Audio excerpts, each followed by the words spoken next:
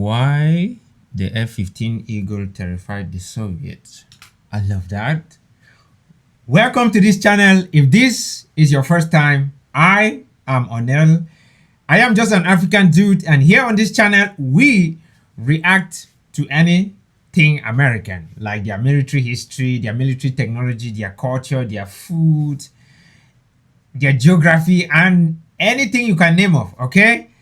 And today's video is titled, Why the F-15 Terrified the Soviets. I always like to hear such titles because this is a story, it is history, and I like to know that. So family, if you do like this video, consider subscribing, consider leaving a comment, consider liking and hyping the video, okay? Join our channel membership to support us. Let's go. Link to the original video will be in the description. I can't wait to hear this. Its incredible speed, versatility, durability, maneuverability, and approximately 5,600-kilometer range, the F-15 Eagle is arguably the most capable fighter jet of all time. When it arrived on the scene, the F-15 stood out as the first fighter that could attack multiple enemy targets simultaneously. From distances of up to 160 kilometers, it could pin down even fast-moving targets using its sophisticated nose-mounted radar system and advanced air-to-air radar-guided missiles. But that's just the tip of the iceberg when it comes to what this fighter was capable of. Join us today as we talk about how the F-15 exceeded all expectations and earned its place as one of the greatest fighters ever made. The F-15A took flight in 1974, and by January 1976, the first Eagles destined for combat operations were being delivered to the US Air Force's 555th Fighter Squadron, part of the 31st Operations Group stationed at the Aviano Air Base in Italy. But the credit for the first F-15 combat kill would not go to a US pilot. That honor would actually— Wait, the US actually has an airbase in Italy? That's wild. I didn't know that. Why, bro? 31st Operations Group stationed at the Aviano Air Base in Italy.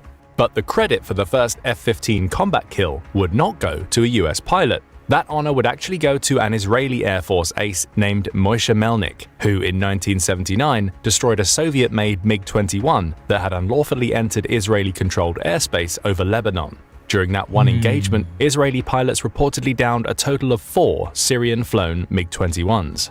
After that, and throughout the Lebanon War of 1982, the IAF would use its new F-15s to target Palestinian factions in Lebanon and down dozens of Syrian-flown MiGs. The IAF even used their F-15s as escorts during Operation Opera, a controversial surprise airstrike on an unfinished Iraqi nuclear reactor 17 kilometers southeast of Baghdad. With the immediate and unquestionable success of the F-15, it looked as though the US now possessed the most formidable fighter jet on the market, and this terrified the Soviets. And this terrified the Soviets. I love that very particular line. And this terrified the Soviets. I like to hear that very particular line again. The F-15, it looked as though the US now possessed the most formidable fighter jet on the market, and this terrified the Soviets. Looking back a few decades, during the Korean War, the battle for air superiority was fought largely between the American F-86 Sabre and the Soviet MiG-15. Both aircraft were lightweight and maneuverable and could hold their own during intense air-to-air combat. By the mid-1950s, however, certain technological advancements began to reshape fighter aircraft design. The glory days of dogfighting gave way to cutting-edge radar systems and guided missiles capable of striking unseen targets kilometers away. Mesmerized by these new technologies, military strategists became convinced that aerial battles of the future would be fought mostly screen-to-screen from beyond visual range, with the enemy no more than a blip on the pilot's radar screen. And it was this forecasting that led to the production of the supersonic F-4 Phantom, also known as the Flying Brick, the Lead Sled, the Rhino, and Double Ugly. Of the Phantom's many celebrated qualities, beauty was not one of them. With its fat nose and upward-sloping wing and downward-sloping tail, it looked a bit like a model aircraft kit that had been assembled wrong. Compared to its more light and agile predecessors, however, the Phantom— How is bro roasting the F4 Phantoms like that? Hey, I know it's an AI voice, man. I don't know if it's AI though. Assembled wrong. Compared to its more light and agile predecessors, however, the Phantom was a killer. Optimized for speed, but also carrying a heavy payload of missiles and sporting a powerful new radar system, the Phantom became a symbol of Western tactical air power throughout the Cold War era, spanning the 1960s and 70s. From 1958 to 1979, an impressive 5,195 were manufactured. This included 12 different variants that would ultimately serve in the air forces of more than a dozen nations across the globe. But the F-4 also had plenty of issues, including but not limited to poor rearward visibility, a wide turning radius, and a tendency to lose control during sharp maneuvers. But these shortcomings wouldn't be exposed until the Phantoms were properly combat tested during the Vietnam War. In the early 1960s, under the mistaken impression that traditional dogfighting had become obsolete, Secretary of Defense Robert McNamara decided he could revolutionize military aviation with one idea: build a single fighter aircraft that could be used by the Air Force, Navy, and Marines. Having a shared platform, he argued, would not only save money, but would simplify operations and promote cooperation between branches. McNamara also insisted on giving the aircraft a common name. You guessed it, the F-4 Phantom. McNamara's untested approach, however, driven mostly by data and the desire for logistical efficiency, would prove to be disastrous.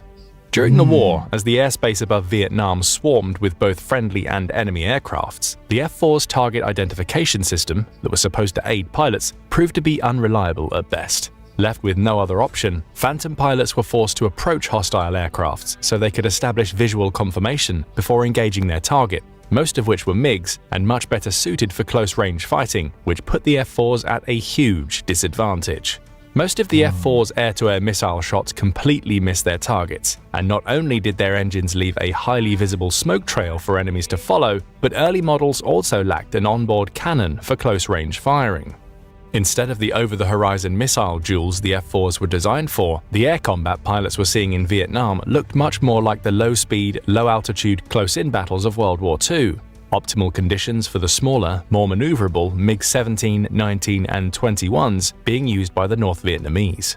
The Vietnam War in general did little to help the US's reputation in terms of air power, and when critics of the war brought up the overall ineffectiveness of Operation Rolling Thunder, the aggressive bombing campaign championed by President Lyndon B. Johnson, which resulted in the loss of nearly 1,000 aircraft, worth more than $900 million, the F-4 made a useful scapegoat. Yes, the old Phantom clearly had its flaws, but what can you expect? It was a high-altitude interceptor being used as a fighter, and not only that, it was also being thrown up against fighters specifically designed to be fighters.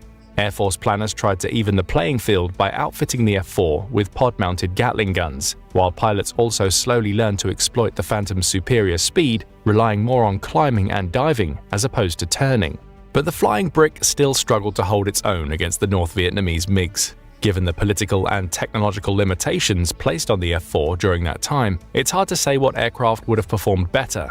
What the Air Force, Navy, and Marines truly needed was a modern, air superiority-focused jet fighter built for these sort of close-range brawls. But before the money men in Washington were going to foot the bill for that, they wanted to know if American pilots had the right stuff to handle such a comprehensive aircraft. And those people walking on top of the White House or something. Why are people walking on top of the White House?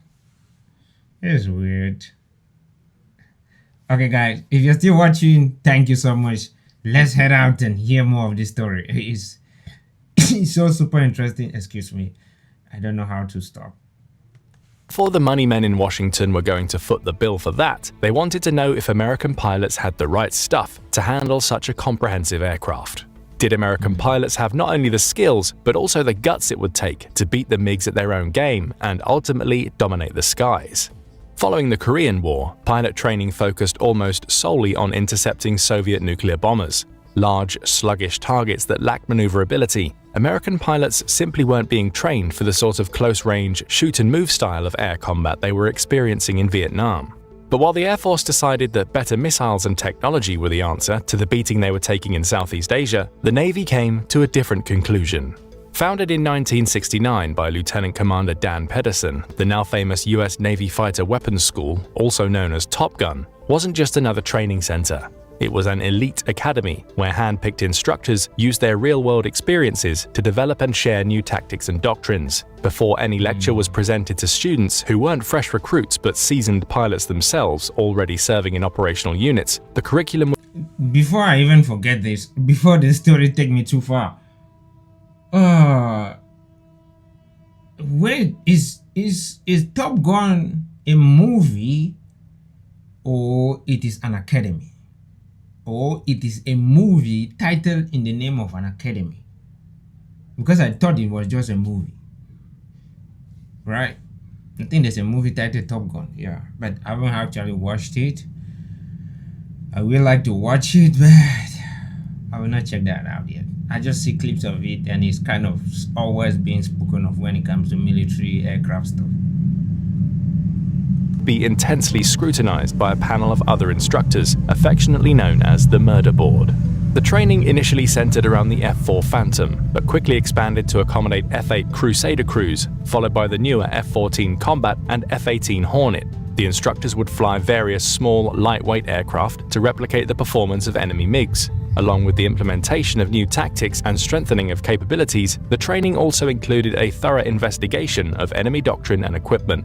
Originally located in California at Naval Air Station Miramar in San Diego, Top Gun was moved in 1996 to Naval Air Station Fallon in Nevada, where it was integrated into the newly created Naval Strike and Air Warfare Center, now known as the Naval Aviation Warfighting Development Center. This move was largely due to the expanding role of the F-18, which required more airspace as well as air-to-surface attack ranges for training, and the vast deserts of Nevada had just that. As the training evolved, students would be broken into three groups: strike fighter tactics instructors, adversaries, and air intercept controllers. But each course was developed to enhance the others and provide the most realistic training ever seen in US naval aviation. And when their time in the desert was done, while some stayed on and became instructors themselves, most Top Gun graduates would return to their units to share their newly acquired skills and knowledge with their fellow pilots in the hope of elevating the overall quality of naval air operations. After the film Top Gun, starring Tom Cruise, was released in 1986, the school's reputation exploded, and for the first... Oh, okay. Now I get the answer. I get the answer.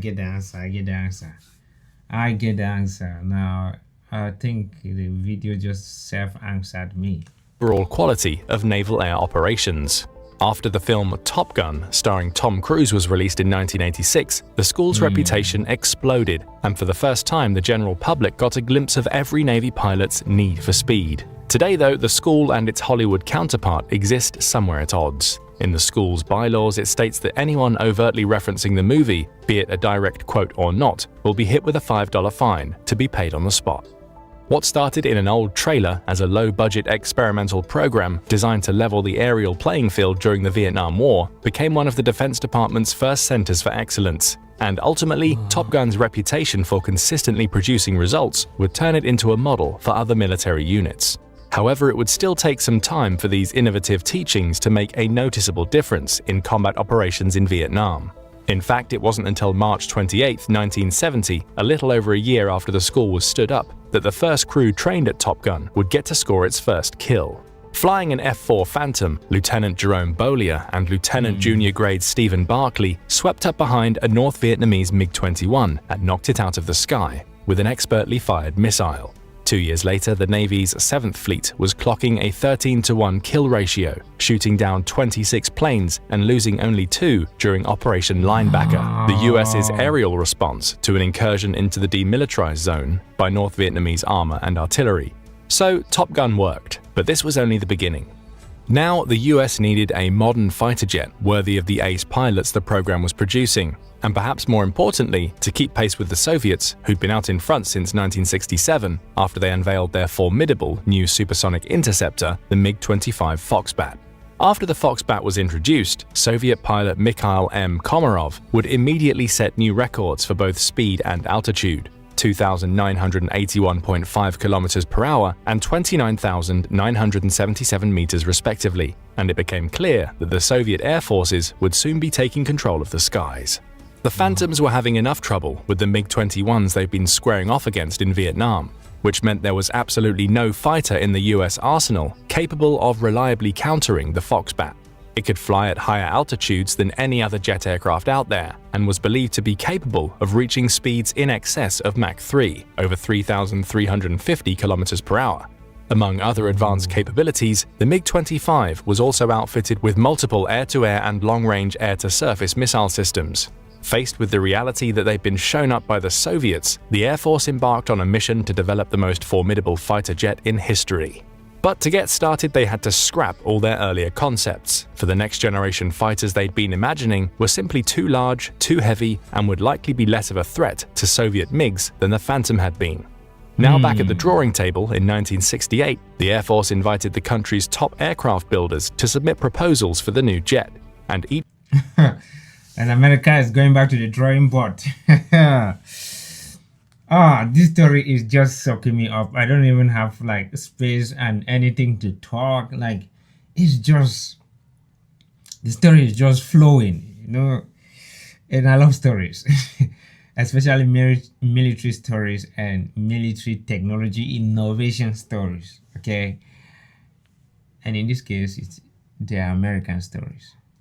Guess what? Let's go, family. Let's go. Let's go.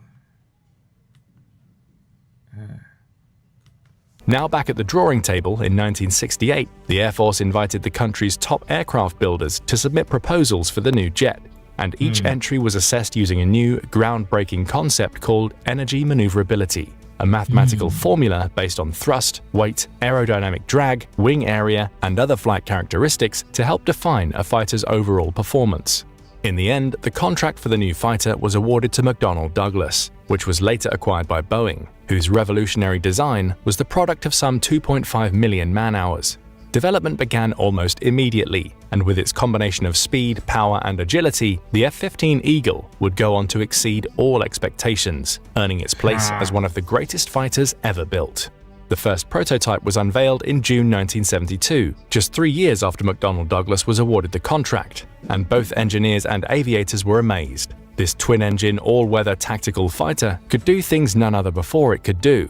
For one, it could go from the ground level to nearly 20,000 meters in just 122 seconds. It was also the first US fighter jet that could accelerate vertically, flying straight up directly after takeoff with enough force to break the sound barrier. Which got a few people asking, is this an airplane? What? The aircraft is moving vertically up and breaking the sound barrier. You're kidding me. Now you're kidding me. How possible is that? No way. No way. No way. What? Force to break the sound barrier, which got a few people asking, is this an airplane or a rocket? In keeping with the traditions of the US, the philosophy underlying the production of the F-15 seemed to be all about speed.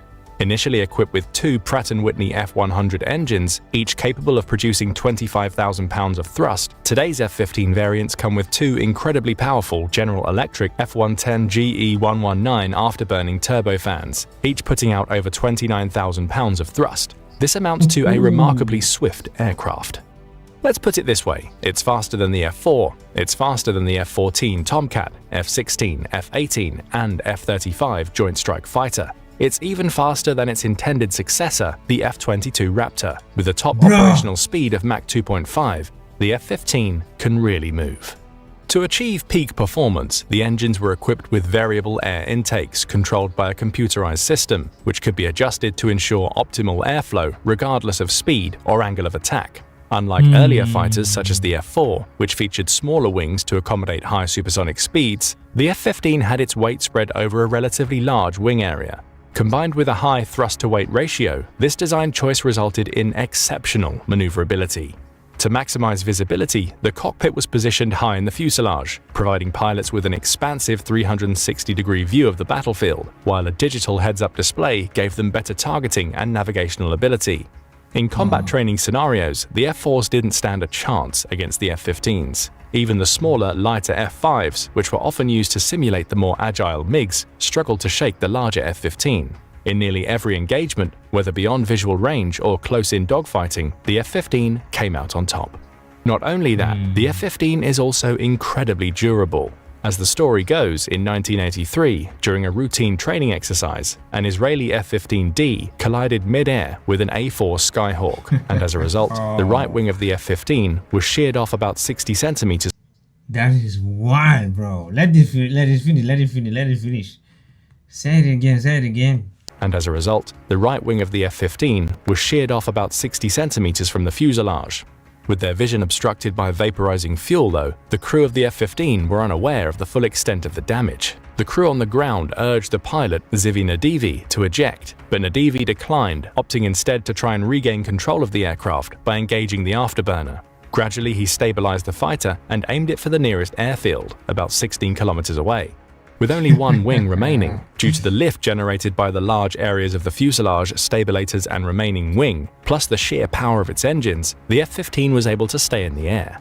Reaching the airfield, Nadivi was forced to execute an impossible landing. Touching down at 480 km per hour, double the usual speed, the jet's arrestor tailhook was completely torn off. But Nadivi was still able to bring the crippled Eagle to a halt just 6 meters from the end of the runway. The pilot got out, shook his instructor's hand, and only then did he notice that the entire right wing of the aircraft was missing. No other airplane has ever come close to equaling this feat. At least 1,200 F-15A, B, C, D, J, and DJ variants have been built, while at least another 60 F-15K Slam Eagles were manufactured by Boeing for the Korean Air Force. And 50 years later, they are still being built, primarily with the F-15EX variant, a thoroughly modernized version of the F-15C and F-15E Strike Eagle, featuring modernized avionics among other enhanced capabilities. The F-15 can operate in all weather conditions while offering exceptional maneuverability, speed, and can carry a huge payload of missiles and ground bombs, as well as additional fuel. It's got state-of-the-art avionics and radar systems, and perhaps most importantly, a 6-barrel air-cooled, electrically fired 20mm M61 Gatling-style rotary cannon that can cook off 6,000 rounds per minute. So now that the Air Force had its very own air superiority fighter, of course the next thing they wanted to do was send a clear message to the Soviets. Just a year and a half earlier, the Soviets had set a new time-to-climb world record with the MiG-25, but that was before the F-15. Calling it the Strike Eagle program in 1975, Air Force engineers carefully stripped a pre-production F-15 of all its non-critical components to minimize its weight. They even took off the paint. Taking advantage of the cold, dense air of North Dakota, the Eagle executed a series of climbs from a dead stop, ascending to altitudes as high as 30,000 meters, right up to the edge of the stratosphere. And when the judges on the ground checked their instruments, they found that the F-15 not only surpassed the time-to-climb records set by the MiG-25, it shattered them. Soon, the first F-15s were headed out to the fleet. I swear I love this aircraft. Just look at how slick that thing looks. Look at that. I think even Americans' enemies like this aircraft. It looks super slick, like they don't hate it. They're jealous of it because this thing, bro. Holy crap. Just look at that. And over here in my country, we still use, guess the aircraft we use here. The MiG-17. And the MiG-19 or MiG-21 or something like that. In 2025. Nah, bro. That's a lot. Soon, the first F-15s were headed out to the fleet, many arriving at West German air bases right on the Soviet Union's doorstep. So it looked like it would only be a matter of time before they faced off against the intimidating MiG-25. By chance, though, just a short time later, much of the mystery surrounding the MiG-25 would be stripped away. For years, Air Force engineers wanted to get a closer look at the Soviet Union's new super fighter, and soon they would get their chance. But this opportunity didn't arrive as they'd expected. In September 1976, Lieutenant Viktor Belenko, a 29-year-old pilot with the Soviet Air Defense Forces, decided to defect from the Soviet Union by flying his MiG-25 from a Soviet airbase to a civilian airport in Japan.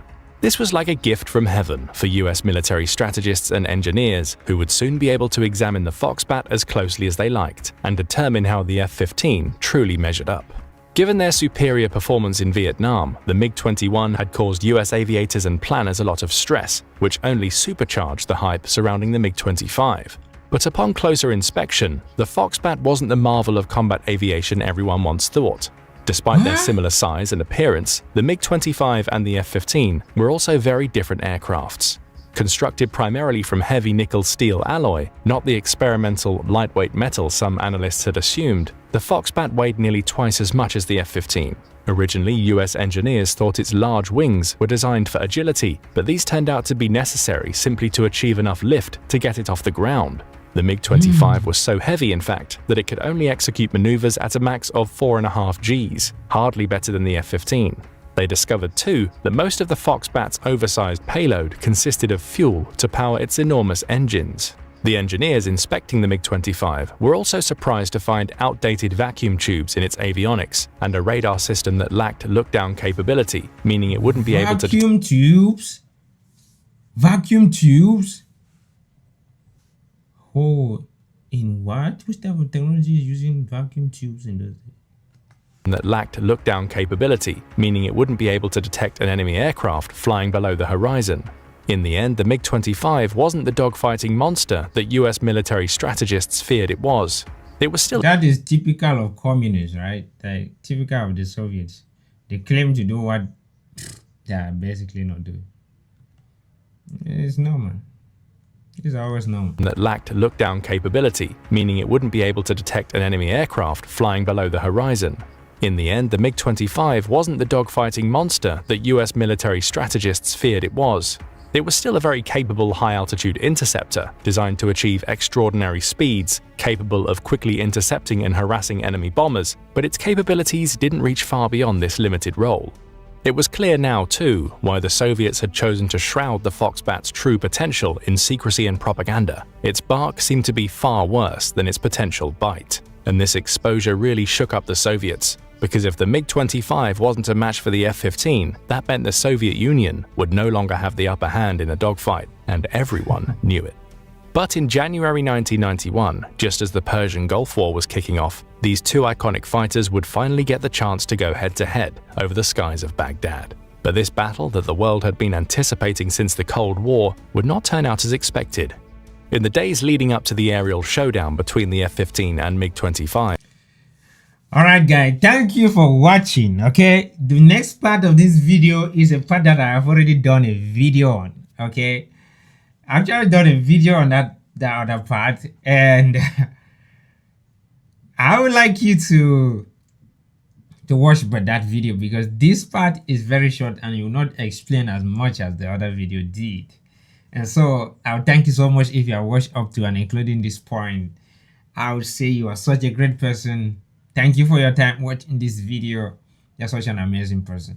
I will link that video in the description and you're going to check it out and also watch it. Thank you a lot. Thank you a lot. Thank you again. And see you in the next video. We are going to start a series of checking out all the United States, the states of the United States. Yeah. So we'll pick a state at random and check out videos, places to visit in that state, what's amazing about the state, and we're going to check out national parks. We're going to be picking them randomly. So at the end of each video, we're going to pick a state or we're going to pick a national park, and we're going to keep doing that until we are done seeing all the states. Thank you so much. Take care of yourself, dear friends, dear teachers, and dear supporters. Such amazing people. Thank you so much.